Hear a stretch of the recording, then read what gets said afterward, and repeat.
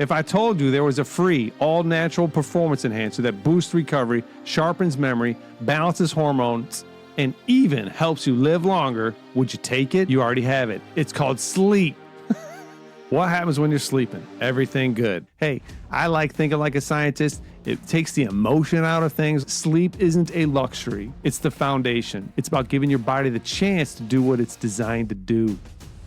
Let's go. What if the most powerful tool for recovery, energy, and longevity wasn't another supplement or workout, but something you already do every night? Don't miss out on your superpower. Get your sleep. It's where recovery happens, where our minds reset, and where our bodies prepare us for the challenges of the next day. Hey, happy to go to bed. Love being in my bed. The bed is a great place to be. All right, all right, all right. Needed a second. More applause. Episode 46. This is different. All right. And my remote for my video camera to start it is back working again. No idea what happened last week. Episode 46. Sleep as a superpower for body intelligence. This is an AI special. All right. So what happened was, it was Monday, and Monday mornings when I do the prep for the podcast, and uh-oh, you hear that? Liquid death going down. It's showtime.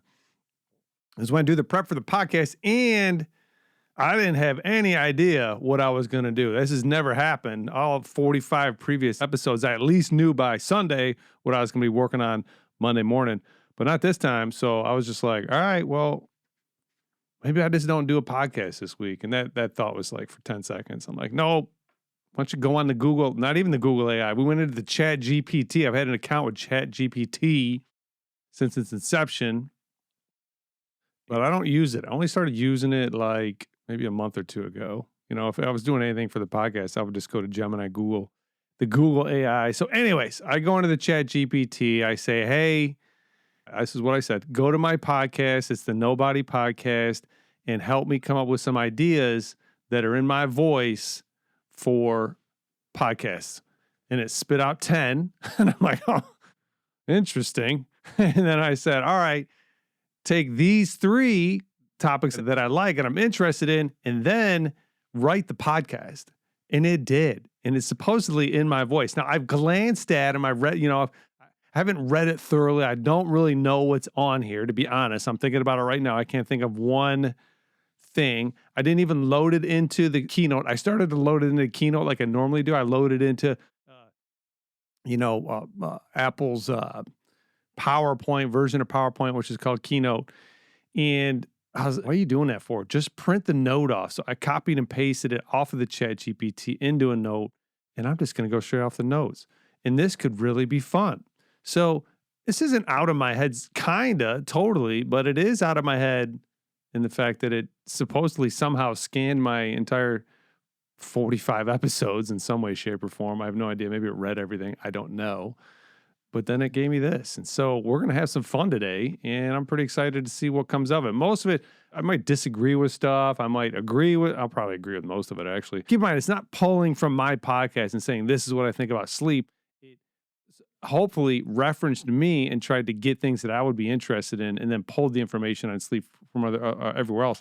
And then I had to do like the final thoughts. I did say, hey, go to what I've done, write me final thoughts as if I wrote them. So it's going to be AI final thoughts today as well. Anyways, I think it's going to be fun. And I might do 2 more just like this. There's a shift coming from maybe me not doing these solos because I'm getting disinterested in the solos, and I'm very interested in having people on. I've got a couple people lined up, 3 people actually.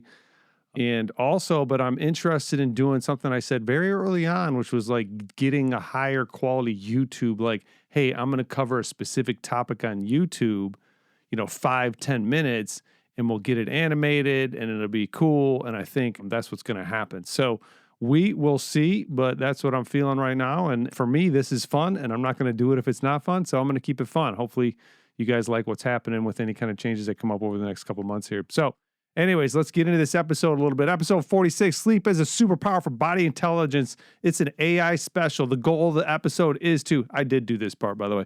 The goal of the episode is to kick things off for the book on sleep, which is correct. I'm going to go through a book that is so strange. I was super interested in the subject, and I read like the first chapter or two and then stopped reading it, and I have no idea why. I've had the book for 5 years now at least. It's called Why We Sleep. I didn't write down the author. I think it's David Sinclair, but I could be wrong.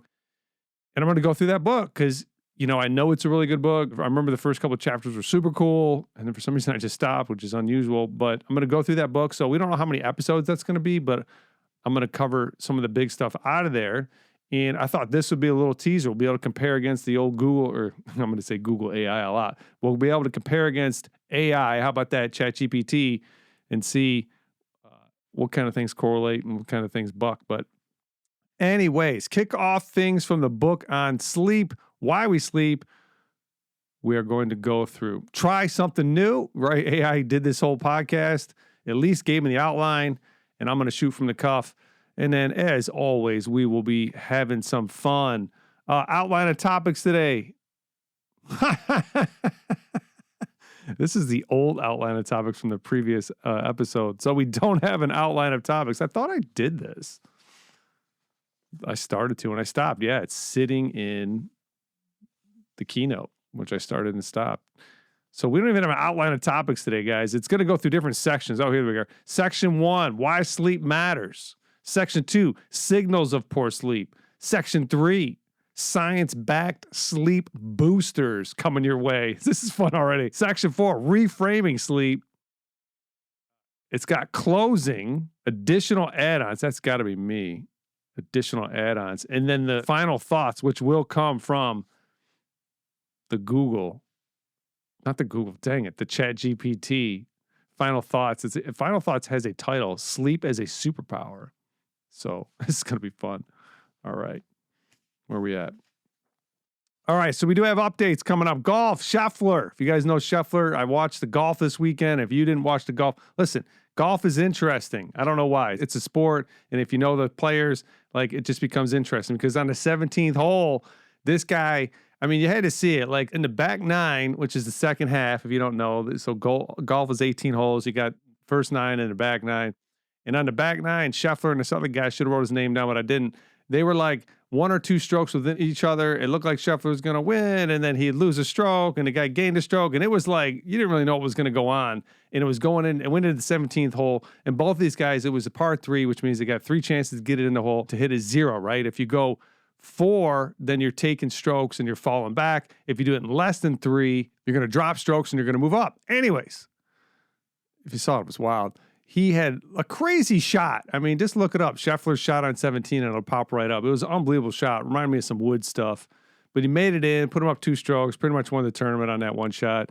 His opponent was there. They were on the same hole at the same time. He was just shaking his head. It was crazy. Anyways, Tigers moving to second best record in MLB. And it's super close with all this. It's not like they're like way ahead, but I think in their division, they still have the greatest lead on the second place team at 8.5 games, something like that. So Tigers turned it around. They were in a slump, got things going again. Good for them. What else we got? Weather. It's been hot, but man, did it cool down. It was like 74, 75, 76 today and rainy, and it was cold. Took me a while to get warmed up for the workout. Anyways, you know, I like the cold weather too. You know why? Because it's cozy. You know, like you're cold. Oh, it's cold. It's miserable. Then you get in your house and it's like, oh, it's so nice. Let me put on some sweats and just scrumple up. It's not a word. I just made that up. You scrunch up, scrumple up on that couch, watch something. Subscribers, email 62, YouTube, constant 35 to 37. We had another deuce in there. Spotify 37, Apple 23, no change there. As always, please submit your questions. Dennis at DennisFenrich.com.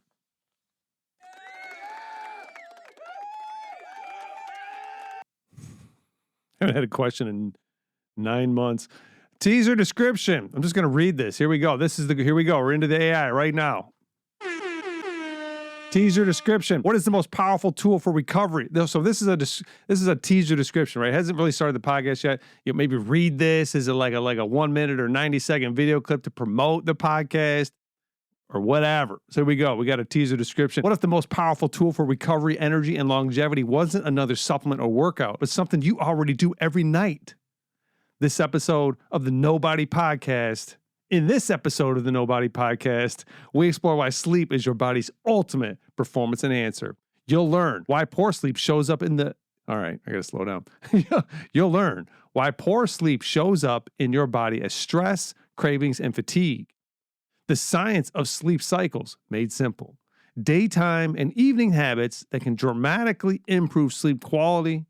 And finally, how to reframe sleep from wasted time, in quotes, to your secret training weapon. Whether you want better workouts, sharper focus, or just to feel more human in the morning, this episode will show you how to turn sleep into your superpower. Dude, this is going to be good. This is going to be good. Sleep is a superpower. I like that. All right, open it up. So here we go. We got the opening. Hook. This says hook, actually. This is the hook. If I told you there was... See, this is still some prep stuff. This is still trying to get people to watch it. Yeah, it is. Wow, look at all that. All right, so we got a hook. If you know what a hook is, it's that thing you say in the first 5 seconds of the video that hooks you and gets your attention and gets you to start listening. If I told you there was a free, all-natural performance enhancer that boosts recovery, sharpens memory, balances hormones, and even helps you live longer, would you take it? You already have it. It's called sleep. Can you believe a machine made this? Set up the goal of the episode. All right, so now I'm going to set up the goal of the episode, which I already told you what the goal of the episode was. To break down how sleep impacts body intelligence, why most people aren't getting enough quality rest, and how small changes can make sleep your ultimate performance hack. Are you ready for the Nobody Podcast? Here we go.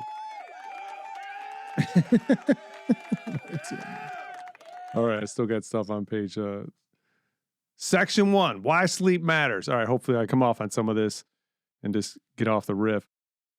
Off the cuff, I don't know what I'm trying to say. Sleep as your body's built-in recovery system, not passive overtime. I agree. Like, if you're not prioritizing sleep, well, first off, don't start beating yourself up. I know I don't sleep enough, what's wrong with me? That's not helpful.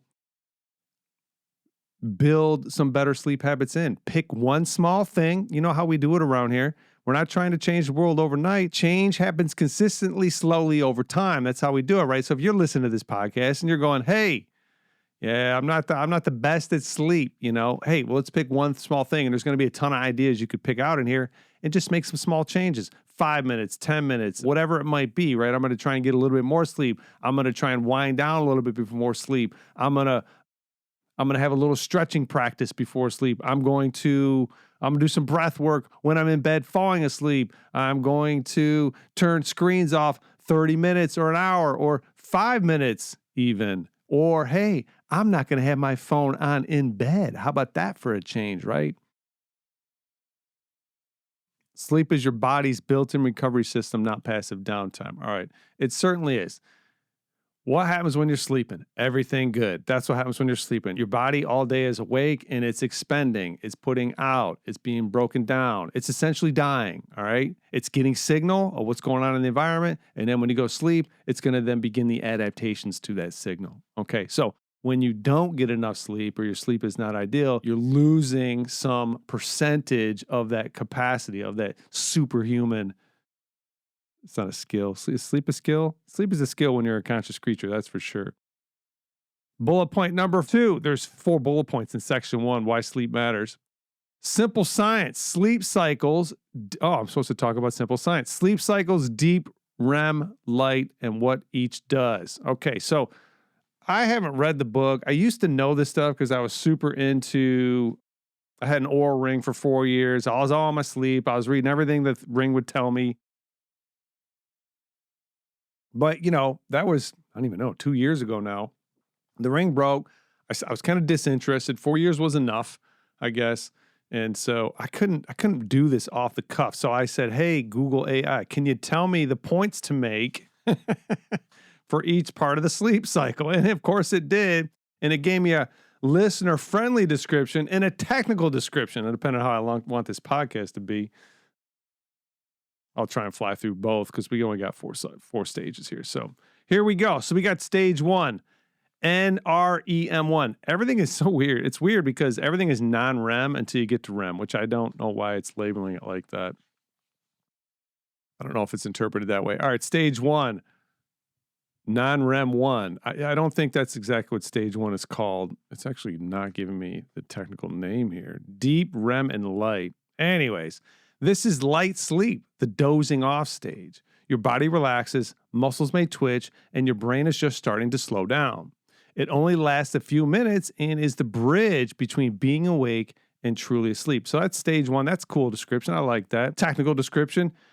NREM stage 1 is the transition from wakefulness to sleep, lasting 1 to 7 minutes, characterized by reduced alpha wave activity, emergence of theta waves, slow rolling eye movements, and decreased muscle tone.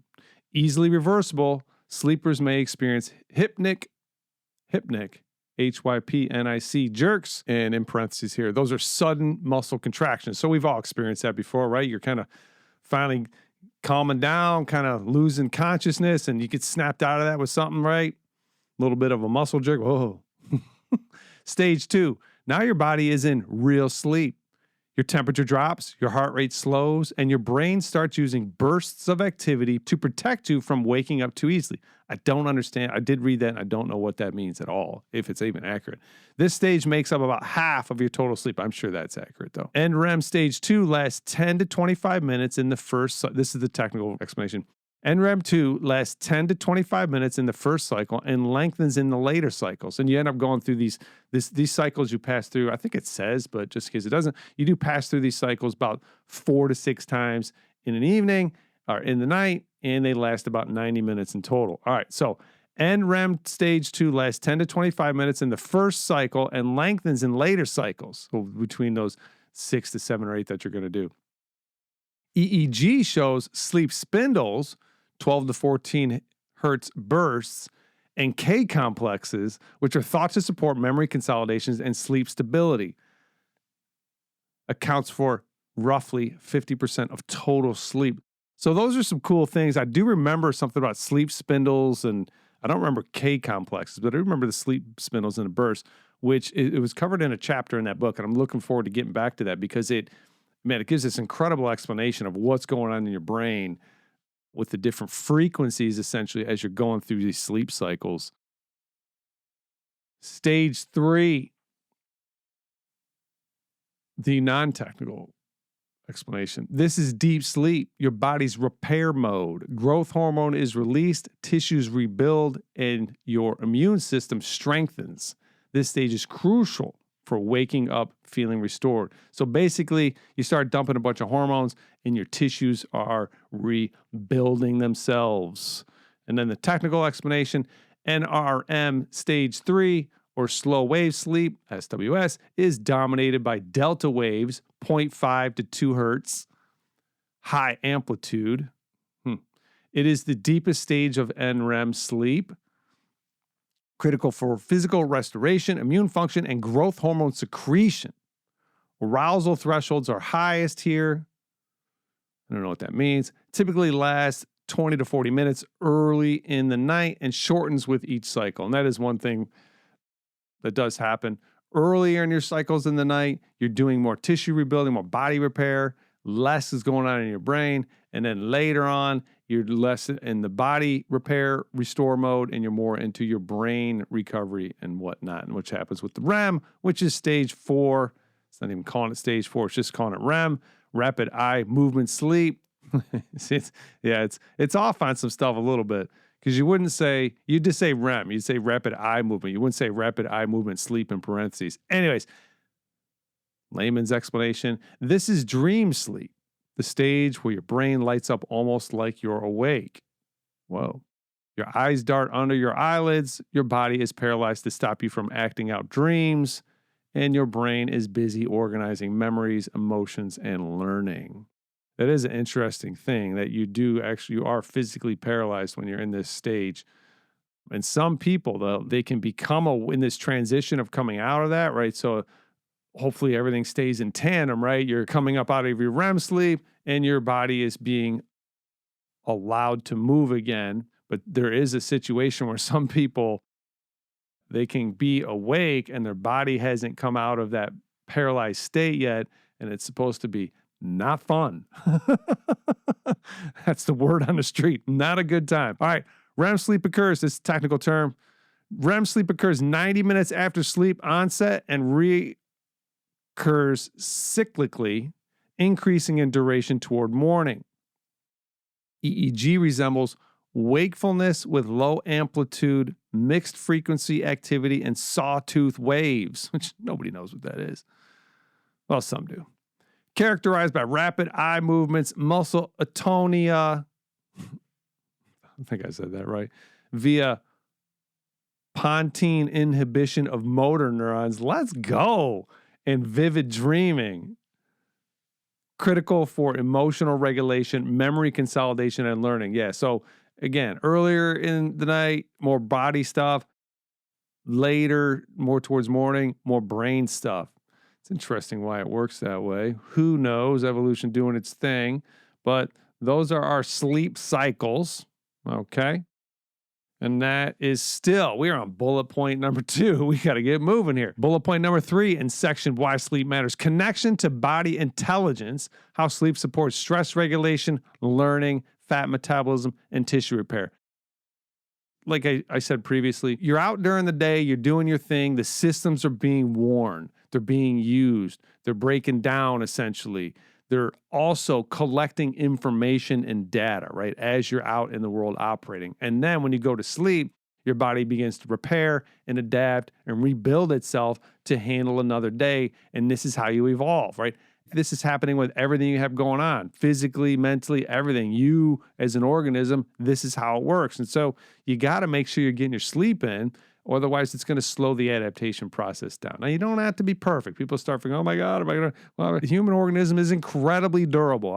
It's just shocking what people can live 60, 70 years and not pay the slightest bit of attention to it and still put together, a good life. Okay. So don't freak out. But if you're in what's going on right now, which is, humanity, a small portion of the population, the whole population, considering 8 billion people, are just they're really thinking about and trying to optimize how they feel and how they think and what they do throughout their days. It's just what's happening, man. It's just what's happening. If that's you, just pick one small thing like we already talked about. Bullet point number 4, quick, relatable examples. Ever been sore longer than you expected or cranky after 5 hours sleep? That's your body telling you sleep is a superpower. All right. Don't miss out on your superpower. Get your sleep.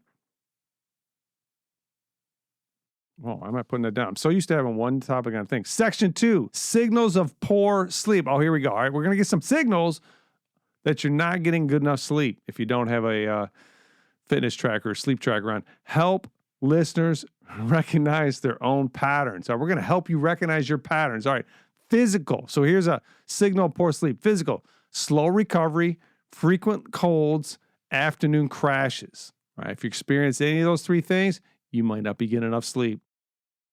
Mental and emotional, brain fog, irritability, anxious, racing mind, right? So you can see this, right? If you're not getting any sleep, it's going to affect your body. If you're getting 4 or 5 hours, guess what's going to happen?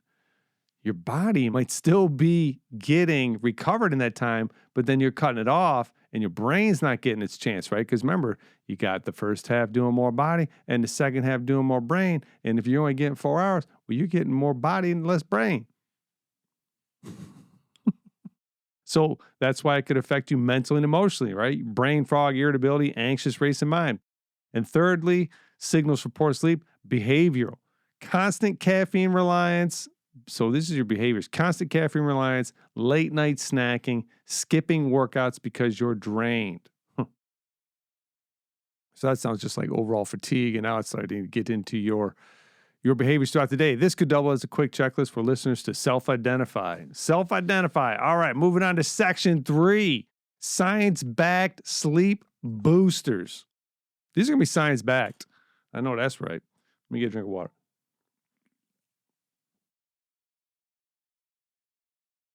Man, well, I'll tell you what, off topic, I had the best squatting session I've had. I'm telling you, it's been 5 years since my knees have felt as good as they did squatting. And I was talking to somebody at the gym about it, and they're like, what's different? And I was like, I'm not squatting as much. And I'm introducing, as we've been talking about with the fascial system, fascia, I'm introducing very different movement patterns, right? I'm doing omnidirectional loading and not doing as much heavy squats. And I did not lose a lick of strength. In fact, 195 for a 4x8 was flying up. Like, I was like, I can't believe how good this feels. Now, I did do some bag ball squats. I did 100-pound bag ball squats. A couple times I did the 150-pound. So I did get some loading, and I did do some deadlifting. I wasn't not strength training at all, but I was doing a lot of footwork. I'm really working on my feet, getting those to wake up. I was doing some running. I was doing some bounding. I was doing some jumping. I was doing lunging and holding and twisting and stuff like that. And I'm also doing a lot of more mobility as far as just like moving my joints through different ranges of motion. Anyways, I'm off topic. Sorry. I felt so good. It was shocking to me. All right. Section 3, science-backed sleep boosters. Sorry to go on a tangent right there. I'm going to give simple, actionable strategies grounded by time frame, whatever the heck that means. Oh, the time of day you do it. Look at that. How clever. Okay. Daytime habits, morning sunlight exposure. All right, so here's some science-backed sleep boosters. Here's some things you can do to help you improve your sleep. Daytime habits, morning sunlight exposure helps to reset circadian rhythms, right? So when you get this sun exposure in the morning into your eyeballs, now don't look directly into the sun, but you're just out. It doesn't work through your window. If you're just outside, you get some sun indirect, 10, 15, 20 minutes, first thing in the morning if you can. Fantastic. That is going to help get your cortisol levels to come up. It's going to help make everything awake. And the more you can be awake in the morning, you're going to get that down now. It's almost like physics, right? I came up really high. Now in the evenings, I'm going to dip down even lower. It's going to help me get to sleep. Move your body. This is still daytime habits. Move your body. Exercise improves deep sleep. If you have more tissue to repair, you will go into deeper sleep. Caffeine cutoff, at least 8 hours before bed. Yeah, probably 8's a good guideline. I can do a double shot at six. No, not 6. 2 and be in bed at 10. So what is that? Oh, there you go. 8 hours. Yeah, look at that. All right. Evening wind down. Science-backed sleep boosters. Screen curfew. Talked about this for half a second. Blue light delays melatonin. So the blue light going into your eyeballs delays your melatonin release, which starts the sleep process. Little side note, melatonin doesn't keep you asleep. It starts the cycle, the process of going to sleep, and then it's done, all right? I think it still has some effect, but it really is the initiator, not the keeper of the sleep. Cooling the room to 65, 67 degrees, roughly. A cooler room, because you want your body temperature to drop, because when your body temperature drops, things slow down, kind of like a lizard in the winter, right? Right? Yeah. Yeah. Take that for what it is. Rituals. So have an evening winding down ritual. Journaling, sketching, reading, breath work. So what does that mean? Something you consistently do, right? Like I turn the lights down to, I don't have the bright white lights. I have like a more of an amber type light, and I do my reading in there. And when I start to doze off, if it's not too early, I'll call it, hey, happy to go to bed. Love being in my bed. The bed is a great place to be. Number 3, in the moment resets. If you wake up at night, don't panic. Why would you panic? I don't know. Unless there's somebody in the house. That's not supposed to be there. Try 4-7-8 breathing or a short body scan. Those are 2 different techniques. I believe 4-7-8 breathing is a version of box breathing, which is you can picture a box. I'm going to inhale for 4 seconds. I'm going to hold it for 4 seconds. I'm going to exhale for 4 seconds. And then I'm going to hold that for 4 seconds. I'm going to repeat that, right? Inhale, hold, exhale, hold. And that's kind of like a box. That's why they call it box breathing. This seems like that. I don't know what 4-7-8 is. Maybe it's 4 in, 7 hold, 8 out. And then nothing. I don't know. Seems similar. It's definitely a count, like a second count. And then a body scan. So this is an interesting technique I had learned, and I do use it sometimes. Mostly I just go to diaphragmatic breathing or some sort of breathing technique when I'm awake. I also got another trick that I do, but it's hard to explain. So what did I just say? Body scan. Yeah. So basically you start at the top of your head and you just relax every muscle going from your top of your head down, and you don't move past that muscle group or that area until you feel it relax. It's a very good technique. And like all these things, the more you do them, the better you get at it. And if you do wake up a lot at night, and it's got another one here, which I thought was really good. Racing thoughts, keep a notepad by the bed to offload worries, right? And now the other thing that needs to happen, if that notepad is really going to work, you have to take action on it, right? You just can't put them in a note and then forget about it, because then your brain is going to remind you, right? It has to go somewhere that you're then going to solve the problem that your brain keeps waking you up for. Huge tip. Huge tip. All right. So that was section 3, which was science-backed sleep boosters. All right. Kind of liking this. Section 4, reframing sleep. Move away from the hustle culture badge of honor around not sleeping. I think this is old school, because I do fitness consultations. I've been doing fitness consultations since 2002, and all I heard up until 5 or 6 years ago, maybe 7, 8 years ago, was nobody got enough sleep. I would ask, how much sleep to get? Nobody got enough sleep. Now, it's rare that I hear the person come in and say, yeah, I only get 4 to 6 hours. I would say that's 1 out of 5. 1 out of 5. Where before it was like 4 out of 5. And so there's been a big shift in this. Like it's not a badge of honor to not sleep anymore, right? Like, because why? People are trying to optimize their health, and we know just how critical sleep is to do that. So this has been a big culture shift, which has been really good to see. Move away from the hustle culture badge of honor around not sleeping. That's what everybody went over. Instead, treat sleep as a training tool like strength training or nutrition. Yeah, take your recovery just as serious as you take your training or your nutrition. Highlight elite athletes and leaders who prioritize sleep. Oh, it's telling me what to do. Okay. Let me highlight elite athletes. Tom Brady really prioritizes sleep. You don't care about that.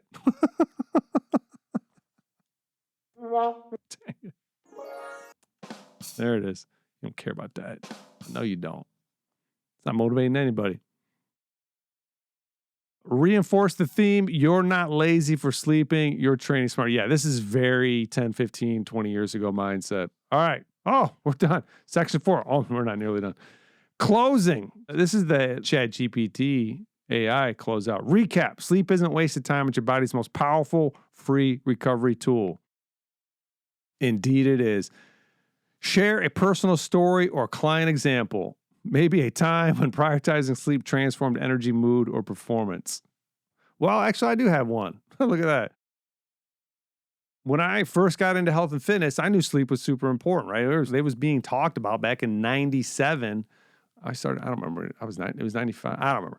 97 is when I did the whole physique transformation challenge. I got into nutrition, and I was also starting to get into sleep and started to take on everything besides just working out. And I did that for a long time. And then I got into an organization that just poo-pooed sleep. This group of people just, hey, sleep's dumb, sleep when you're dead. Lack of sleep never killed anybody, which isn't true, but I believe it was the time. And so I got into that culture of like literally sleeping 4 hours every night all the time. And I did that. I mean, maybe I caught up on the weekends, but I did that for, 6 or 7 years. I can remember coming home from a weekend, because we had these conferences 4 times a year, 5 times a year. And I can remember coming home after a long weekend conference where you might not even go to sleep. That was a badge of honor. Stay up all night and just get the nuggets, as they said, whatever.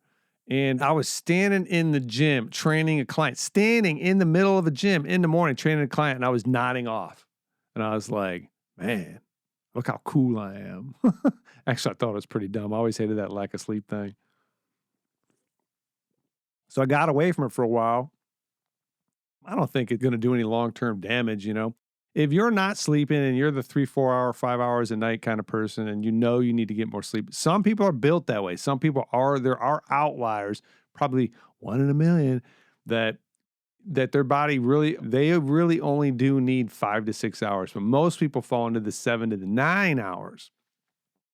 So if you ever got a time in your life when you're not getting all the sleep you need to get, that is going to be fine. It would be a problem if you did that your whole life, right? If, hey, I got into my 20s and I only slept 4 or 6 hours a night all the way till 60, 70, that's going to be a problem. And that problem's probably be some form of dementia, just straight up. Your brain is not doing what it needs to do, okay? So, but segments, 5, 10 years, and then you straighten things out. Your body in your 20s, 30s, and 40s is very durable.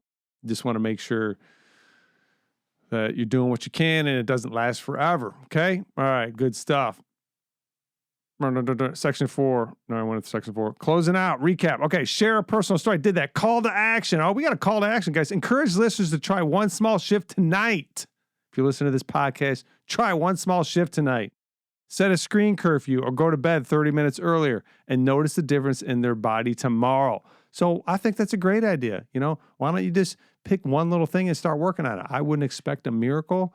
And if 30 minutes is going to be a lot, hey, maybe we go for 10 or 15. Maybe we turn the phone off a little bit early. Some of those suggestions we had earlier would be great, right? Pick one and start working on it. Additional add-ons. Oh, here's some things we could have done, which we're not. Mini guided sleep reset. Not doing that. Listener challenge, a 7-day sleep experiment where they track bedtime, wake time, and energy and share results via DM or email. I like that. You want to do that? Hey, I like thinking like a scientist. It takes the emotion out of things like, hey, I'm just going to do this for a week and see what happens, right? It really takes that. It's a huge shift mentally to do that as opposed to say, you know, hey, what's wrong with me? I'm such an idiot. And you know what? I need to do this and I'm going to make myself do this, right? The whole psychological setup for that is just going to make it sucky. You know, it's not going to be as productive or helpful. Clearly shown when you're forced to do something or when you choose to do something, there is a totally different physiological response to that. And you always want to be,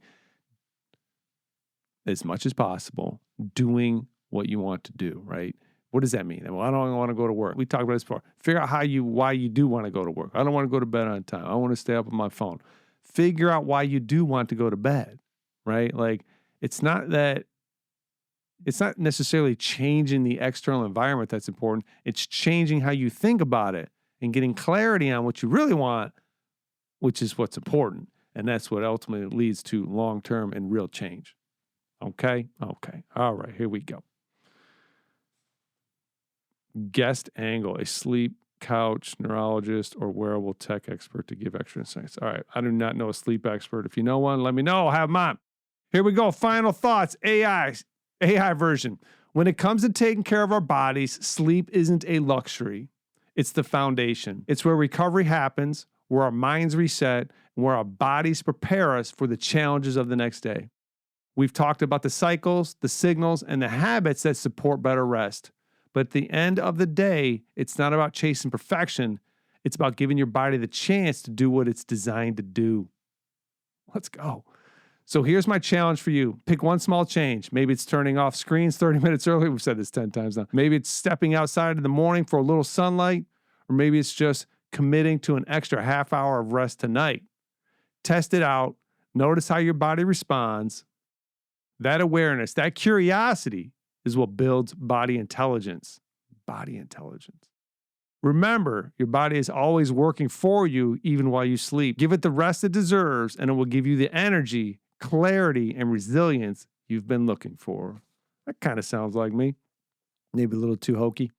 Next episode, guys, we're going to wrap this up. So I thought that was fun. You know, we got a lot of good stuff out, and I'm looking forward to going through the book, doing a little side-by-side, a little comparison. Next episode, Ray Garza. Is that right? Yeah, Ray's up next. So that's going to be awesome. We're going to get into what it's like to be a part-time coach at a CrossFit. And obviously, we're going to get into the history, the legend himself. And, you know, maybe we'll talk about some old stories. I'm sure they'll come up. But Ray's been around a long time. I'm super pumped about having him on and having some fun with that. That is going to be good. Help us grow. Do you know someone this could help? Somebody that needs to hear a little bit more about sleep, maybe? Share it with them. Like and subscribe on Apple, Spotify, and YouTube. And as always, submit your questions to Dennis@DennisFenders.com. And you guys are awesome, man. We will see you, talk to you in a week or so. I hope you have a great week. Hope you have a blessed week. Be good, guys. Talk to you soon. All right, bye.